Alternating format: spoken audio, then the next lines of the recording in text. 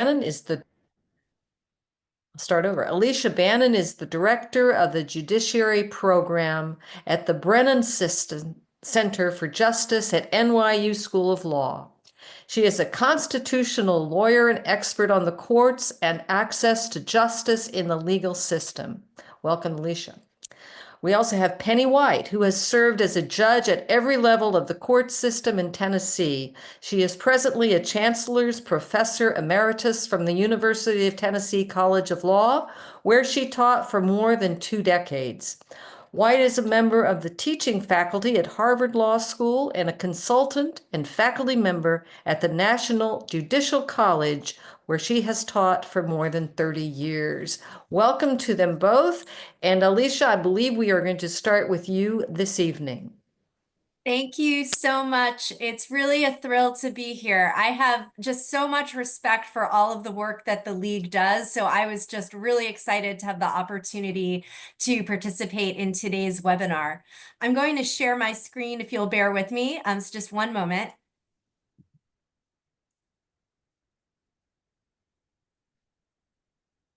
And I hope that you can see a slideshow now. All right. So I'm going to speak today about the federal courts and particularly the U.S. Supreme Court, a little bit about the role of the courts in our democracy, but then also an orientation around reforms that we might think about to enable the courts to, I would argue, better play the role that we need them to play at a time, we're seeing, I think, quite acutely right now, the challenges to the rule of law in our democratic system and the critically important role that courts are playing as a bulwark.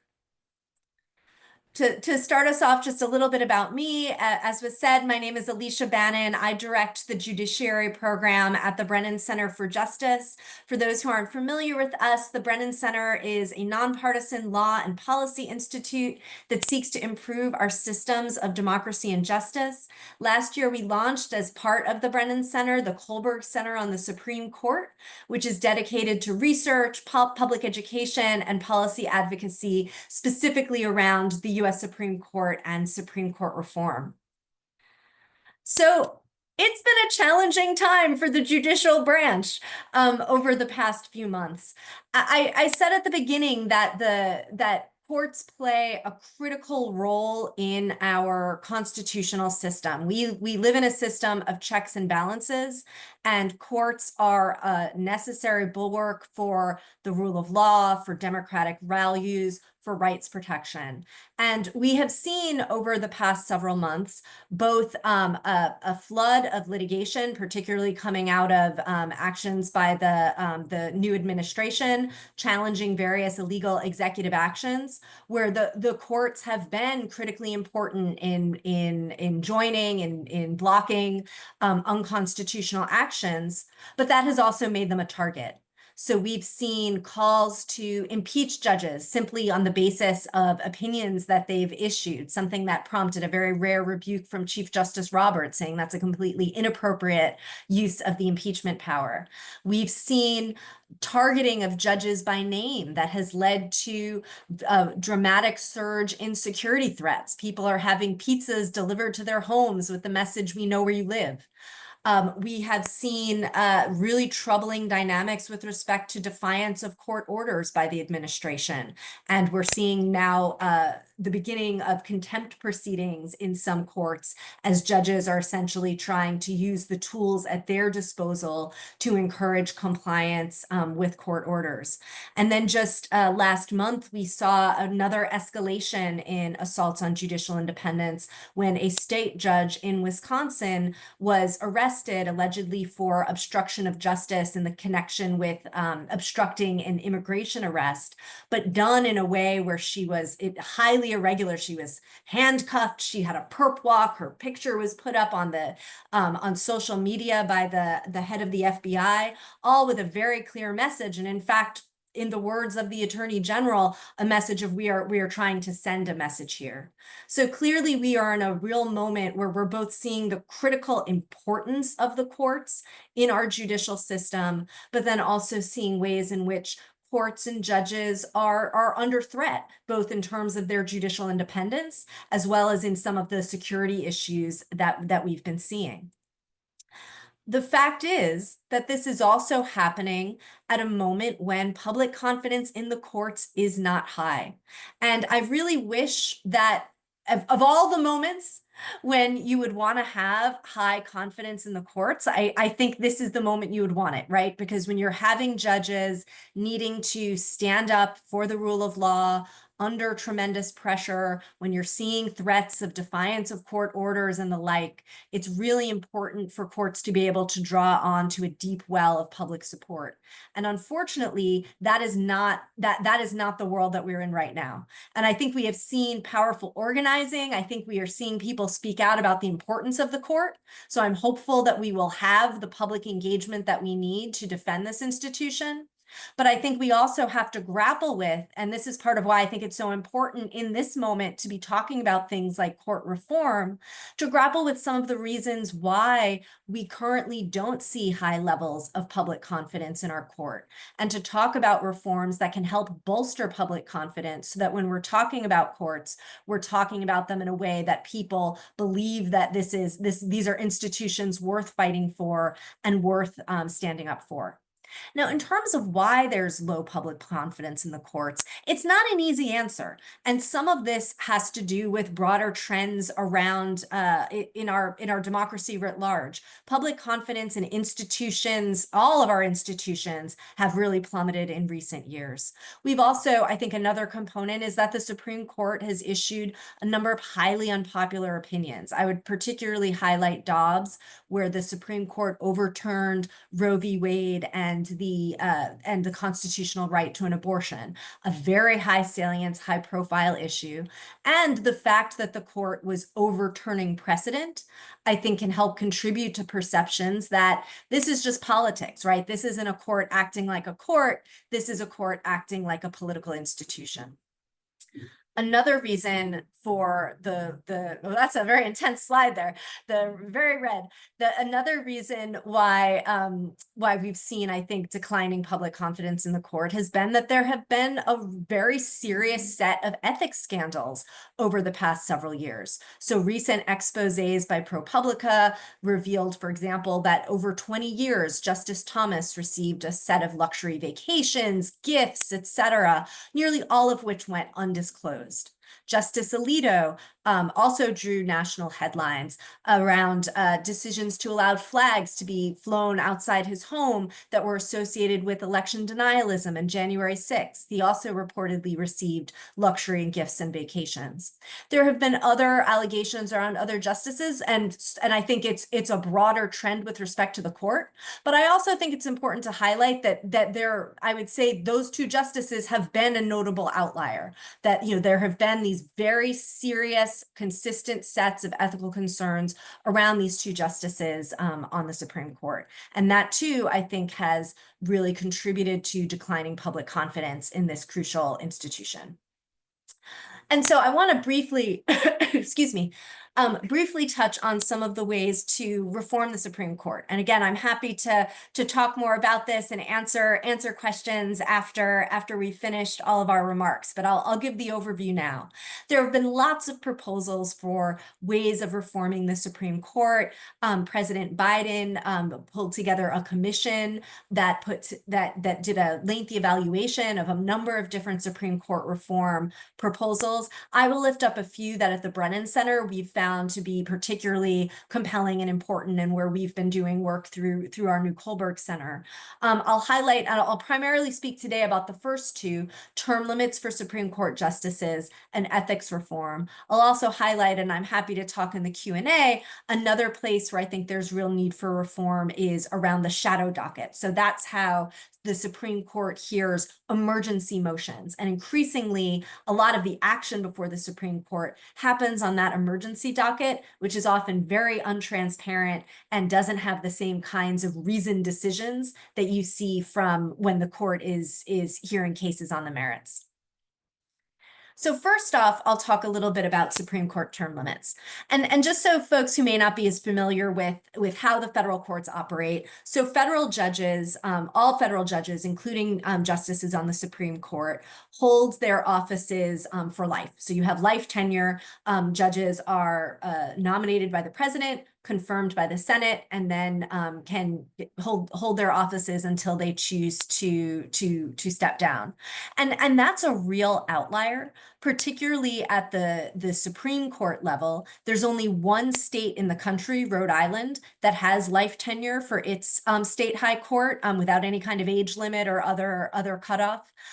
It's also the US is also a global outlier. So virtually every other constitutional democracy in the world has either term limits or age limits for their highest court or their constitutional court. And we think there's strong reasons for having Supreme Court term limits. I think there's a basic principle where nobody should have so much public power, given the power that the court has, no one should hold that much public power for life. We also have a dynamic where the court, the judges, because of both judges being appointed younger and living longer, it is very frequent for justices to stay on the bench for decades. So you're talking about generational influences on the bench.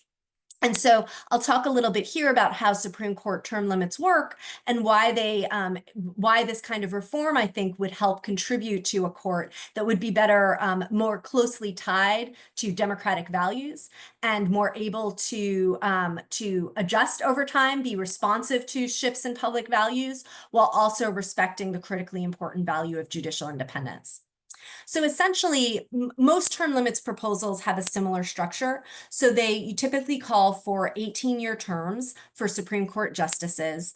And at that point, the justices would take on a new senior status. So in other words, they still hold their offices. So they're still judges, they're still justices, but their job duties change. So essentially you go from hearing all of the cases as a Supreme Court justice to, for example, perhaps hearing cases on lower courts or only hearing a small subset of cases that go to the Supreme Court's docket, perhaps stepping in if another justice on the court has to recuse themselves, step aside from a case. Those are the kinds of ways that a senior justice would still be engaged in the court, but in a different role. One of the reasons why proposals are typically structured that way is that there are strong arguments that by structuring it that way, you can impose such a term limit by statute, because ultimately the Constitution requires justices to hold their offices during good behavior, but by maintaining in this system, they still maintain their office. Their roles simply change after 18 years. So again, the first key component of this reform is an 18-year term. Among other things, this brings us much closer to historical averages. For the first 180 years of US history, justices served for about 15 years on average. Now it's approximately 28 years. The other component of this reform, and this is something that often gets a little bit short shrift, but in many ways I think is actually the most important component of this reform, is regularized appointments. So again, typically how this system works is that you structure it so that every president in a 4-year term gets 2 and only 2 seats to appoint to the court. And so if you have and that connects with the 18 years, because with a 9-person court and two nominees per 4-year term, you can end up, once the system is underway, you get a regular rotation. So every 2 years, one justice off, a new justice on, and the court is at 9, and you have this regularized process.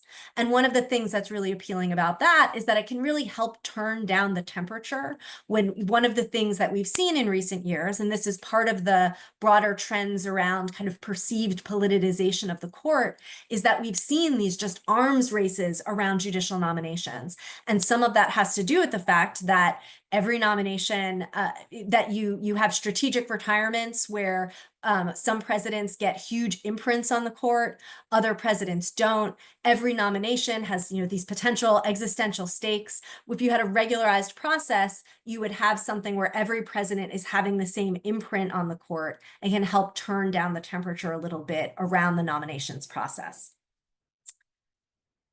and exactly that, as I said. So there are challenge there. It's like as every reform, it's a major structural reform to the court. So there are lots of questions, and I'm happy to chat more about this in the Q&A. There's different ways to potentially structure the transition period. Once the reform is fully underway, you can have this regularized process, but there are different ways you can structure it. Do you have it?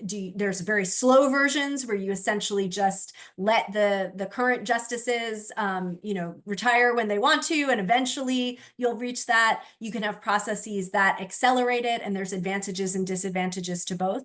Our position at the Brennan Center is that there's a lot of different ways you could potentially implement this reform, but the key is that having some version of term limits and regularized appointments would be a really transformational reform of the Supreme Court with a lot of benefits in terms of, like I said, turning down the temperature on judicial nominations, ensuring that nobody is holding this much public power for life, and deepening the link between the court and the public in a way that still respects judicial independence. Term limits are very popular, so the polls vary. It's between 68, some polls have found more than 70% of Americans support term limits, and it also has bipartisan support. So majorities of Democrats and Republicans support Supreme Court term limits. The other reform that I'll briefly talk about is Supreme Court ethics reform. I mentioned earlier in my remarks, there have been these really troubling trends around a series of ethics scandals from a number of justices. This has prompted some reform coming out of the Supreme Court itself. So until recently, the US Supreme Court was the only court in the country that didn't have a code of conduct for its justices. Every other court had one, but not the US Supreme Court.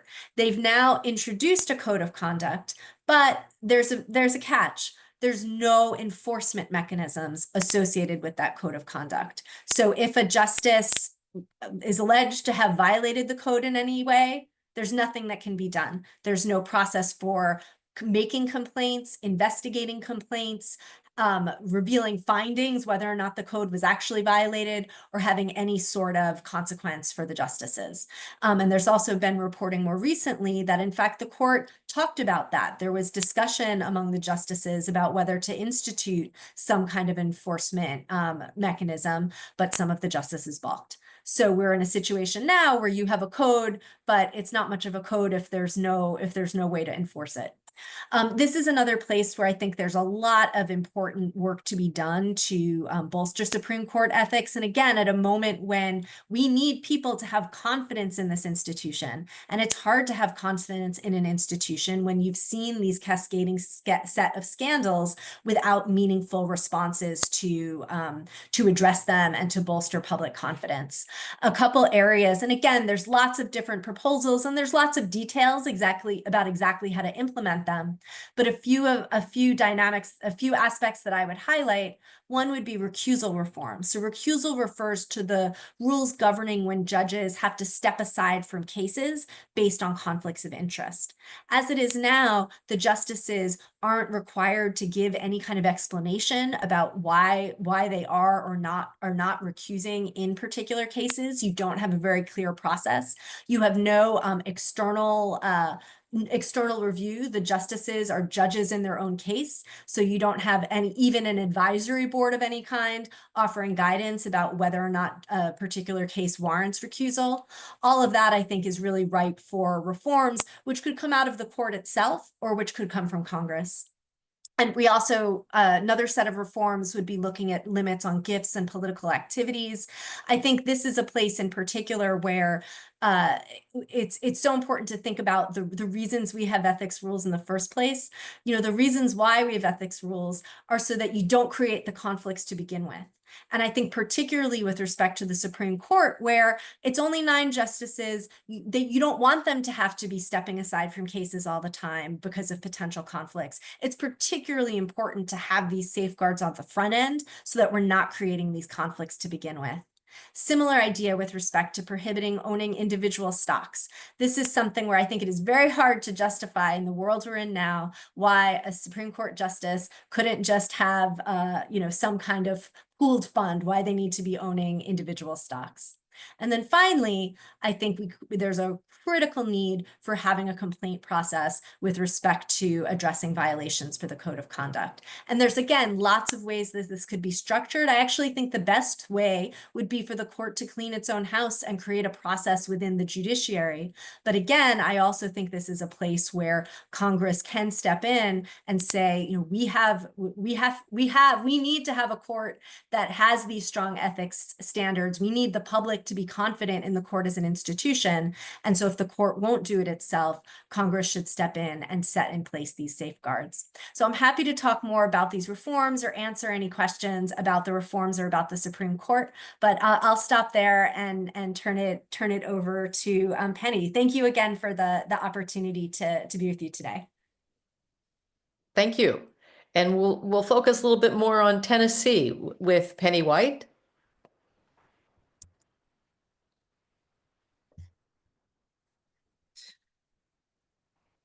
I'm not quite as agile as my colleague, although I should be, having been a teacher during the COVID era. Okay, are my blue slides visible? So first, I want to echo Alicia's gratitude. It's wonderful to be here and to know that people are interested in these issues, and particularly at this time. You would be fortunate to have 10 minutes with her, but you could easily have 2 or 3 hours with Alicia, because she is the national expert on the Supreme Court. And I've had the honor and privilege of serving with her before. So you're really fortunate to hear from her. And what she talked about is really important, the United States Supreme Court. But I have to start with this one little observation. And that is that your courts, the courts that decide the vast number of issues that involve Americans, are state courts. Somewhere between 96 and 98% of litigation is either filed or resolved in state courts. And even those cases that are in the federal courts, as we look at the federal court system, usually get completed somewhere around the United States District Court, the trial court, unless there is an appeal. And even after the appeal, of course, the Supreme Court takes a shrinking number of cases each year. So we're talking about the most important court in the sense of setting standards, but not necessarily the most important court in deciding issues of everyday life. So I want to talk to you about the Tennessee courts, and I'm going to build that court system from the bottom up. So we have in Tennessee limited jurisdiction courts. Courts, you may be familiar with names like General Sessions Court, probate courts, juvenile courts. Those courts' jurisdiction is limited to a particular subject matter or a particular dollar amount, and they sit in counties or cities. Sometimes a juvenile court may sit in a couple of counties or a couple of cities, but that is basically where they are located. Our general jurisdiction courts in Tennessee, our trial level courts, are known by various names. They're actually all circuit courts, but we also, when I say they are all circuit courts, they are all either circuit or chancery courts. We're unique in that we still have a chancery division, but sometimes you'll hear a court referred to as the criminal court or the law court, and those are actually just designations for courts that are circuit courts with specific jurisdiction or in specific location. We have an intermediate appellate court system in Tennessee, and of course, we have the Tennessee Supreme Court. I'm going to talk to you a little bit about how our court system was unique, how it is unique, and then what has happened really in the last decade to have an impact. And I want to preface all of that by saying that there is nothing more important to me than the independence of the judiciary. Most of you don't you'll just have to take me on my word. But there will be a few comments where I show less than a hearty support for some of the changes that have been made in Tennessee. So certainly everyone's entitled to their own opinion on those, and I certainly don't mean to be offensive to anyone. So here's that map, not a very clear slide there, but a graphic that I had, and You'll see how those courts are organized. The important point for this is that the courts of trial jurisdiction, the general jurisdiction courts, those in the second from the bottom, everyone in one of those courts has an automatic right to appeal to one of Tennessee's appellate courts. That's what we call an appeal as of right. But from that point, just like in the federal system, the Tennessee Supreme Court has to be asked and has to exercise its discretionary ability to take a case, except in two very, very limited circumstances, one of which is capital cases, at least for purposes of reviewing the sentence. So again, looking at where most litigation is filed, looking at where most disputes are settled, we're talking about those two bottom levels of courts, and then more so in the appellate courts than in the Tennessee Supreme Court. So I want to talk to you about the unique features of our court system. We have separate appellate courts for civil and criminal appeals. Not the Tennessee Supreme Court. It is a court that hears the appeals it chooses to hear for both civil and criminal, but that intermediate level is divided. So only criminal cases go to the Court of Criminal Appeals, and only civil cases go to the Court of Appeals.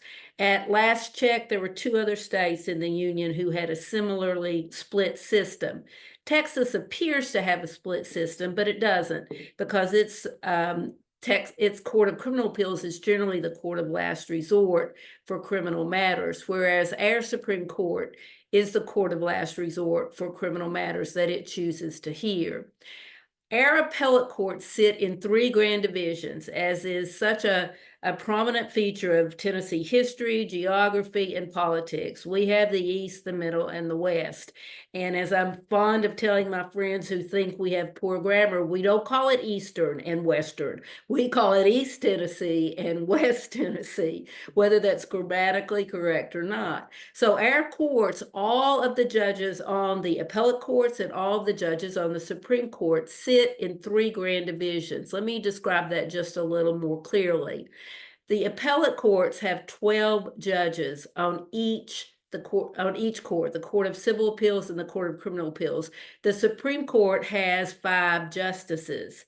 So the appellate courts are selected by division, 4 from the middle, 4 from the east, and 4 from the west. The Supreme Court is constitutionally required to have no more than 1 member from each grand division, no more than 2 members from each grand division. So you have to have 1 from at least each and no more than 2 from any one. So you have 3 positions and then 2 at large, and the at large can repeat, but no 3 justices can be from the same grand division.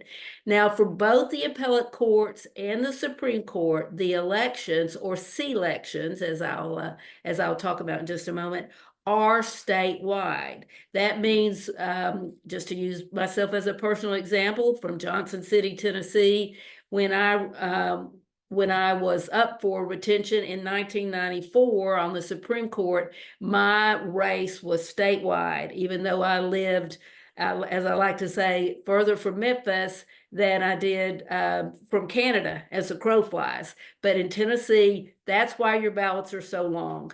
Every 8 years, when you go to the voting booth, you are going to find all of those appellate court judges on your ballot. And if you're from Memphis by any chance, given the size of the lower courts there, you can imagine the length of the ballot there in Shelby County.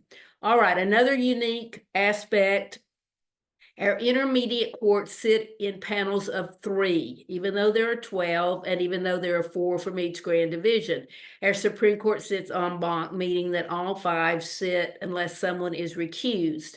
Now, this is important because, generally speaking, even though the intermediate courts are appointed by grand division, they can travel around. So an Eastern Division judge might end up sitting in Nashville, and a Nashville judge might end up sitting in Jackson.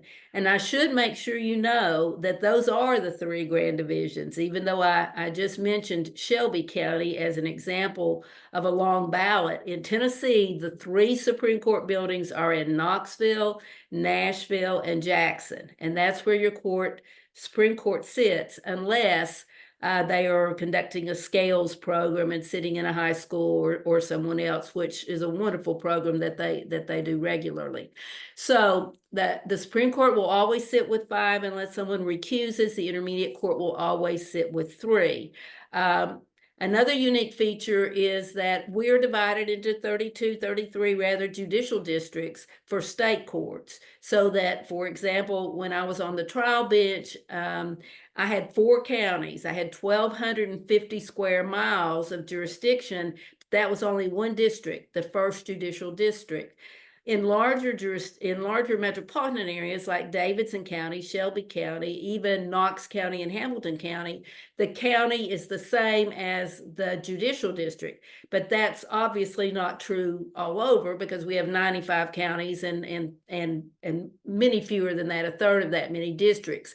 But for those lower courts, those are countywide courts. So when you go and look at your ballot, you will have those countywide courts that are limited to where you are voting in your county, but you will have, and those circuit courts and the chancery courts limited to your geographic region, but the appellate courts, everyone in the state votes for.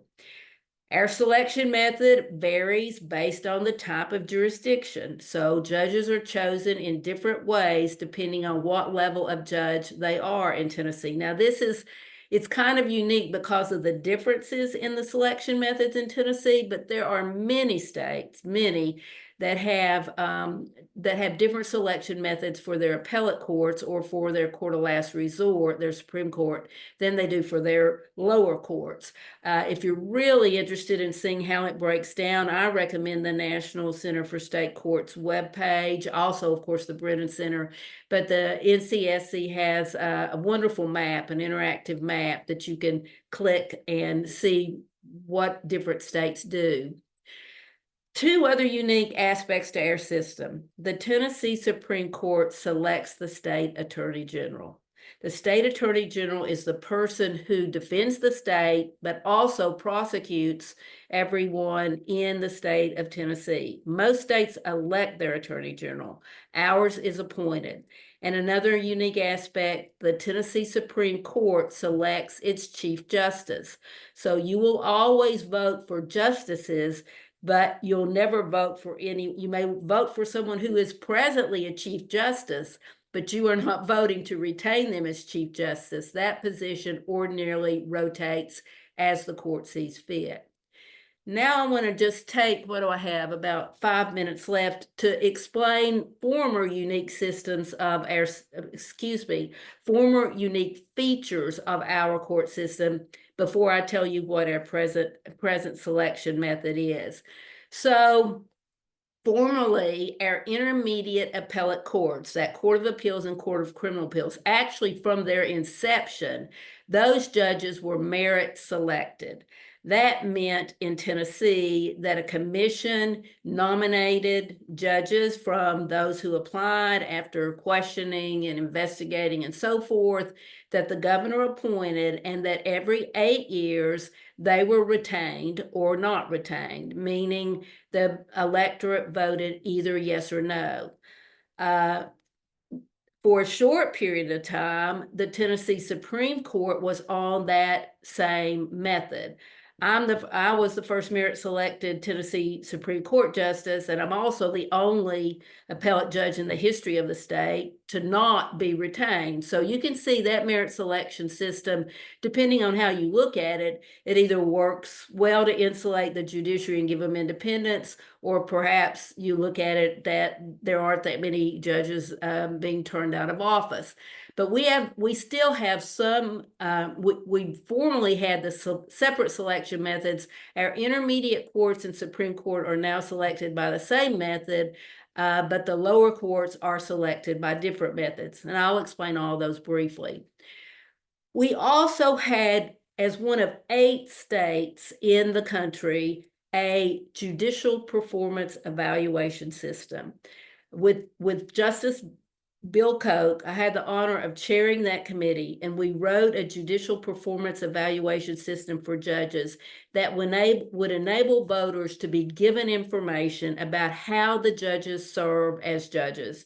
And we based those on the American Bar Association criteria for judging. We did not base it on politics, but we based it on things like demeanor, courtesy, knowledge of the law, etc. When Tennessee adopted that judicial performance evaluation plan, it was for self-improvement, so the judges could see how they were being evaluated, and for voter information. So when that judicial performance evaluation system was in effect, there was a commission that nominated an appellate judge to the governor, and that commission by state law was legislatively mandated to be bipartisan, geographically, racial, and gender diverse. And after that nomination process, the judge would sit for 2 years or until the next general election. They would then be evaluated. The evaluation system would be made public, and then they could be retained or not retained, and serve for 8 years, a full term. And in Tennessee, there is no mandatory retirement, so judges serve as long as they continue to be elected. So what is our selection method now?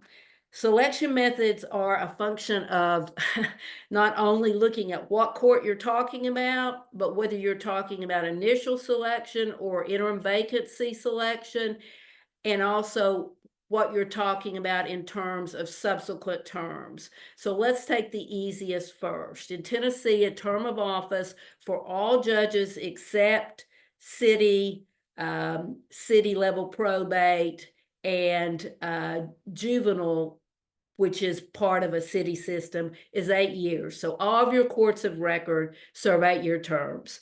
There is no mandatory retirement, and as Alicia alluded to, there is no life tenure as there is in Rhode Island. There are a lot of states with mandatory judicial retirement. There is none in Tennessee.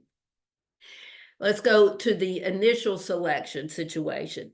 Our situation now in Tennessee is not controlled by a bipartisan, legislatively mandated, diverse commission, but rather by a commission appointed by the legislature and a selection made by the nomination made by that commission to the governor, and then approval by the legislature of the governor's nominee.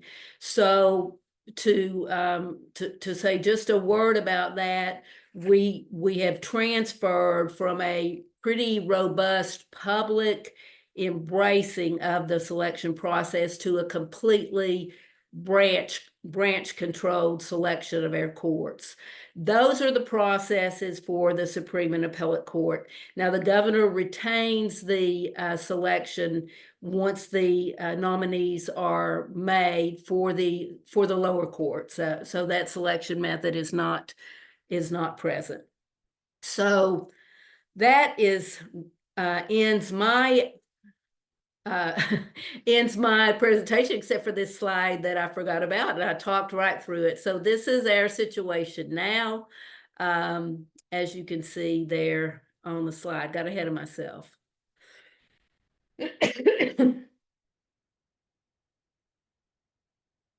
So the only question that remains that we didn't talk about is the percentage. So in Tennessee, the percentage is a bare majority, right? And I show you their legislative percentages when the legislature is confirming the judge's retention, and that's a bare majority also. There are some states that have a higher percentage, and I would not be surprised if that doesn't occur in Tennessee, so that it probably won't occur now that all 3 branches are controlled by the same party, but at some point it may.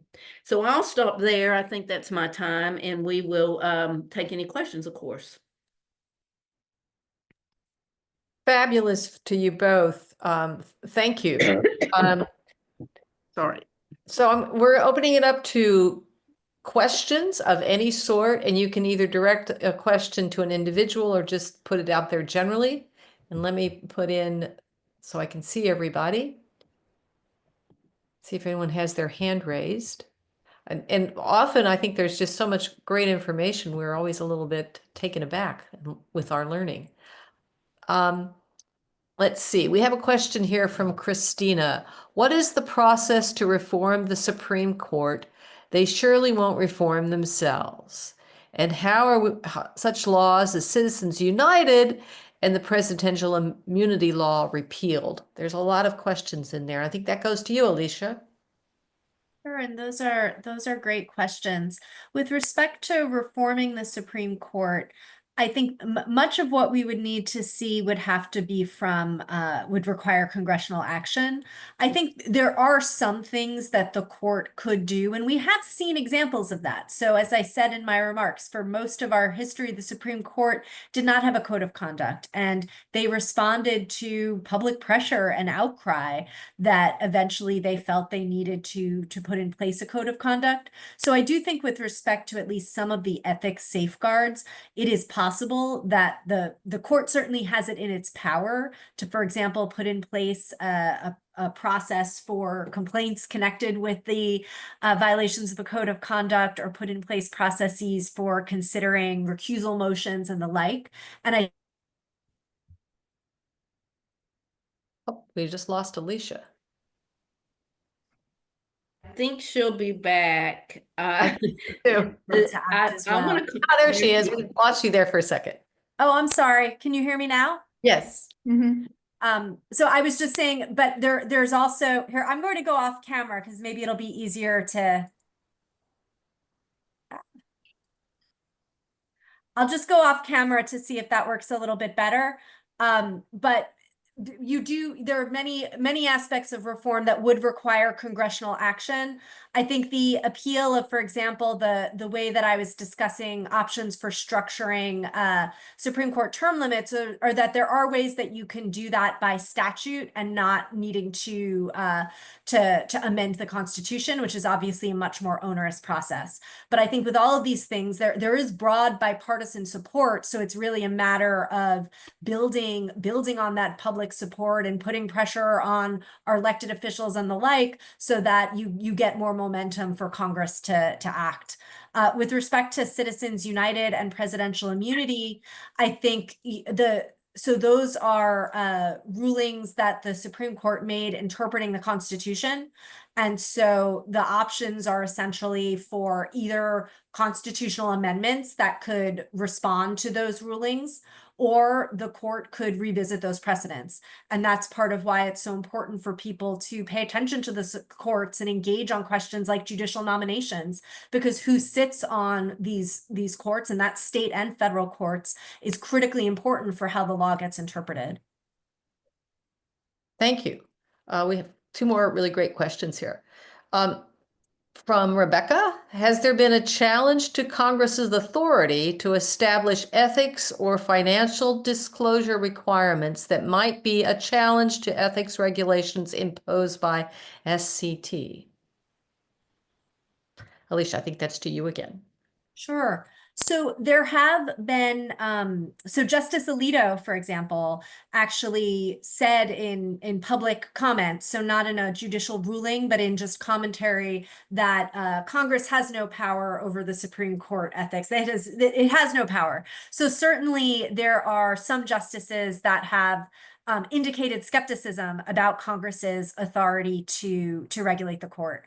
I have to say, there are some hard legal questions. There are some close legal questions. I don't think this is a close question. I actually think that it is incredibly clear that Congress does have that power. And if you look historically, going all the way to the founding of our nation, Congress has put in place various ethics regulations with respect to the court, including writing the oath that justices actually say when they take their offices.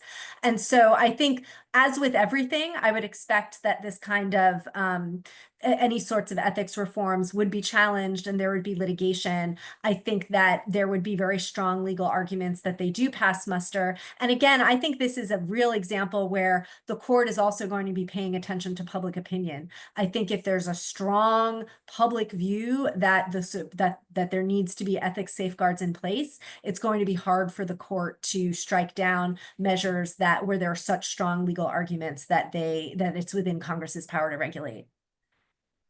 Thank you.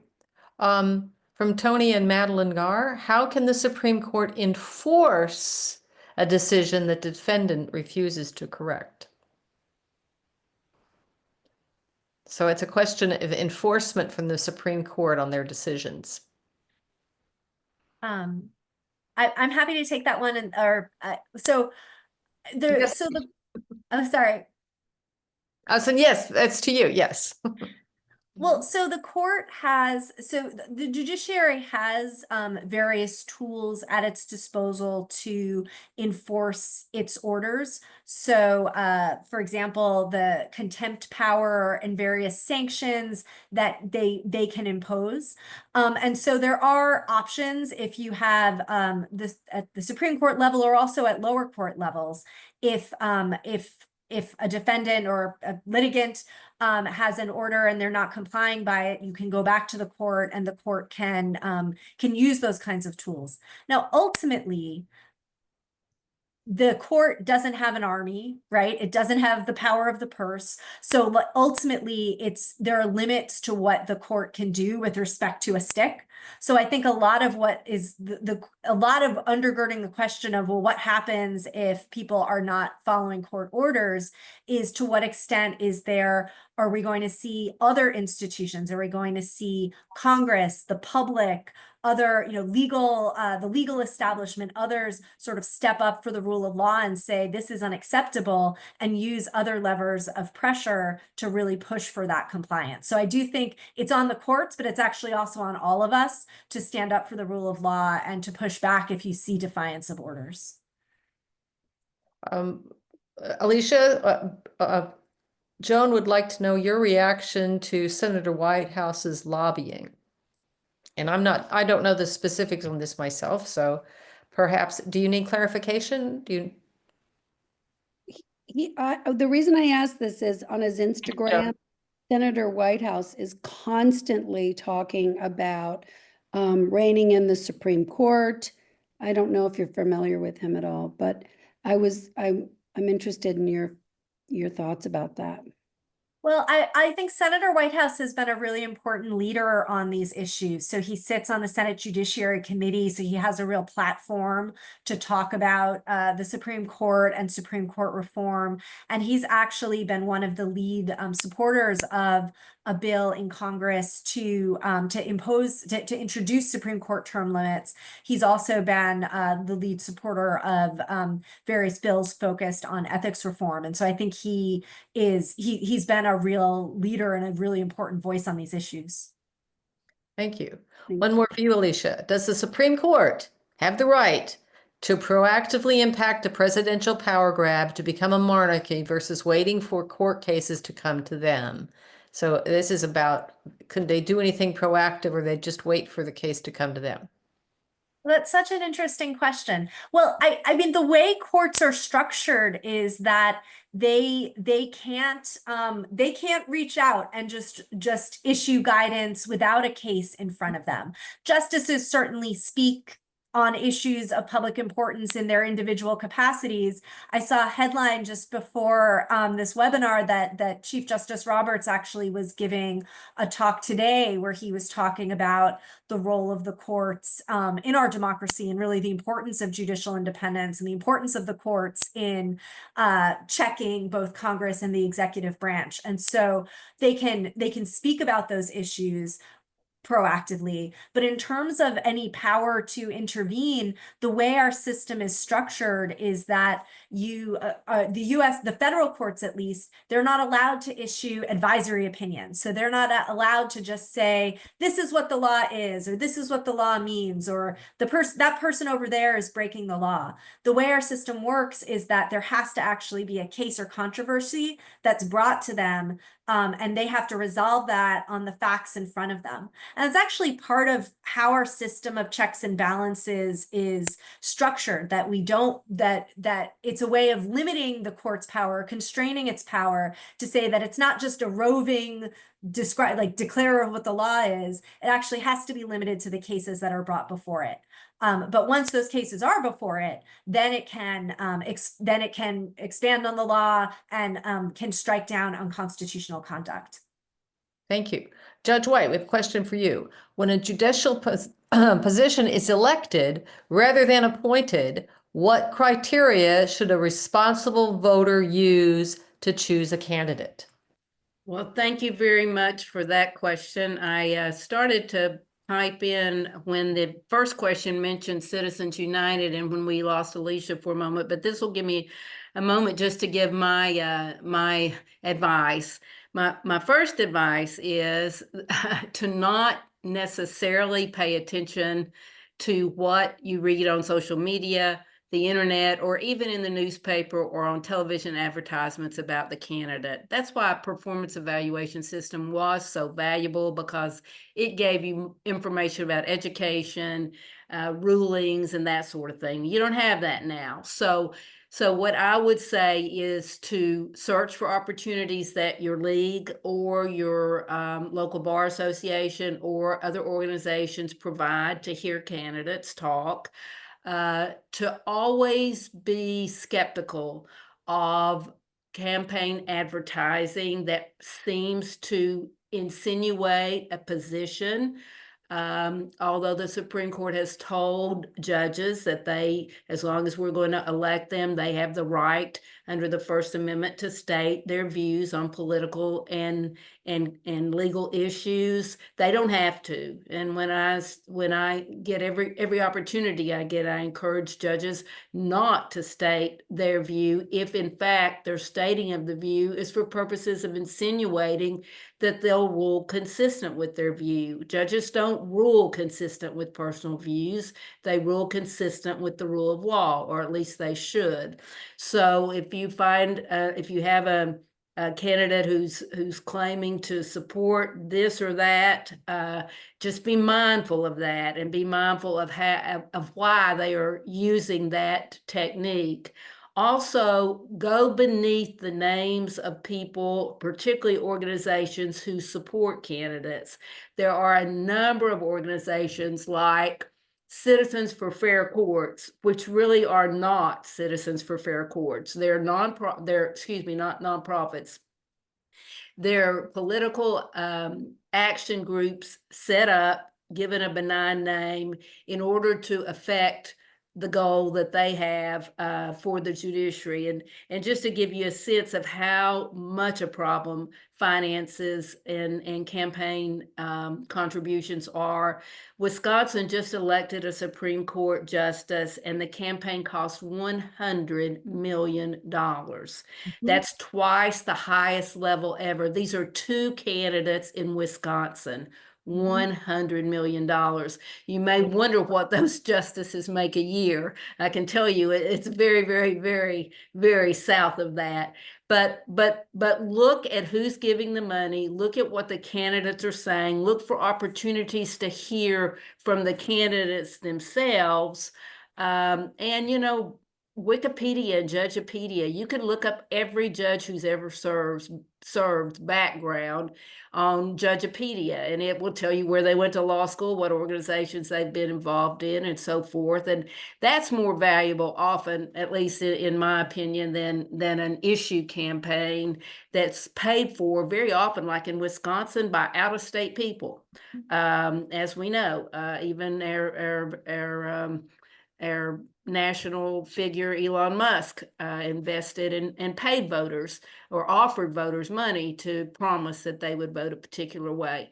So anything like that should be a red flag. Ask lawyers that you know. If you're in a church group, any kind of community group, invite the judge to come speak. If the judge or the candidates, if the candidates won't come speak, invite lawyers to come speak. Therefore, I'm sorry that I'm shifting left and right. It may just be the way I talk, but I apologize, Rebecca, for that. Before we go back to Alicia, Debbie, would you have a question for Judge White? Yes, I do. And actually, it dovetails exactly with what you're saying. We, for the league, we have an online resource for voters to help, to ask some basic questions of candidates to help voters make good decisions. And we always struggle if there are any questions that are appropriate to ask a judge that don't sound like, a high school essay, like, what is your opinion of how courts should run or something? I mean, that's silly. So do you have any suggestions about what are reasonable questions to ask a judge that would not, as you pointed out already, necessarily have somebody express their personal opinions as opposed to how they would, we don't know how they would rule in the future. I would love to have the opportunity to come up with some of those questions, and I would begin by basing it on some of the evaluation points in the American Bar Association standards for judges. I am opposed to to what I call special interest questionnaires. I'm opposed to asking judges, how would you vote on same-sex marriage? Mm-hmm. How would you vote on abortion? Those were all the questions that, as a result of a case called Republican Party versus White, that judges began to be asked both in mailings and in public forums. And the judges who answered consistent with the pocketbook would get nice donations and nice commercials. And the judges who refused to answer, which is what I know some judges do to some of your questionnaires, would be painted to be aloof and superior, and as if they didn't want to share. Mm-hmm. So I think the types of questions that intelligent, knowing, respectful people would benefit from knowing about judges and judicial candidates can be framed.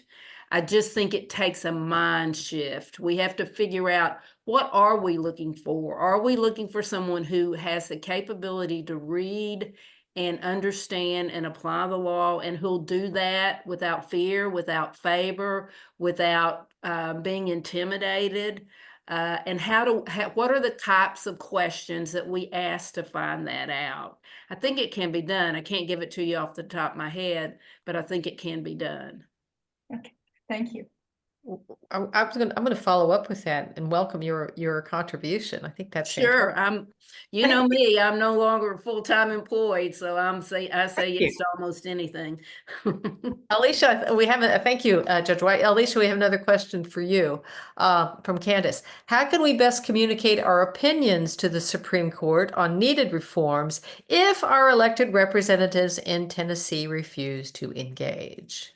So they're not taking our questions forward. I might be the way to look at that. That's a fair question. I guess I'd highlight two things. First off, I would say civic groups like the League are very important voices. And so I think it's wonderful that I know the League has been going through its own study group process with respect to the Supreme Court. And I think the voice of the League on these issues would be a very important one in this national conversation. I guess the other side I would say is to think it's worth, I think, also thinking local. I would love to see more. You could imagine, for example, in local communities with resolutions and the like, calling for various forms of Supreme Court reform. If you're not seeing it happen at the state level, you might think about, are there ways that you could make those things happen at your community level? Because I think ultimately, and this is true in a lot of the big structural changes that we've seen in our country over time, often those have have bubbled up from movements that started at the local level. Fantastic. Well, as often happens, I think we're all just very grateful and full of information and thoughts, and I don't see any other questions that anybody has. Nope. Well, I think that brings to our conclusion. The only thing I will ask is for all of us to give some warm applause to our most excellent speakers. I've been inspired this evening. This is just terrific. Oh, we do have one question. Is there a way to access bar association type questions or topics? Yes, I'm intrigued to pursue that too. That's a question to you, Judge White. Yeah, I privately chatted the person who asked that if you'll follow up with me with an email, I will give you the citation for both the American Bar Association standards as well as both Alaska and Utah and New Jersey and maybe Colorado. Alice, you may know, Alicia, I'm sorry, I'm not sure. But anyway, I can give you some links to some of those questions. Do you want to give your email I address? gave it to Come through me. Yeah, I gave it to Okay. Mariana, and Okay, I'm happy. very good. It's on UT's website, so I'm Yes, happy. all right, wonderful. And then in that case, I'm going to go back to offering applause and gratitude. This has been terrific. Thank you all, and thank everybody for participating. Next month, I think we're going to be talking about states' rights and federal power. So that should be interesting as well. Thank you, everyone. Have a wonderful evening.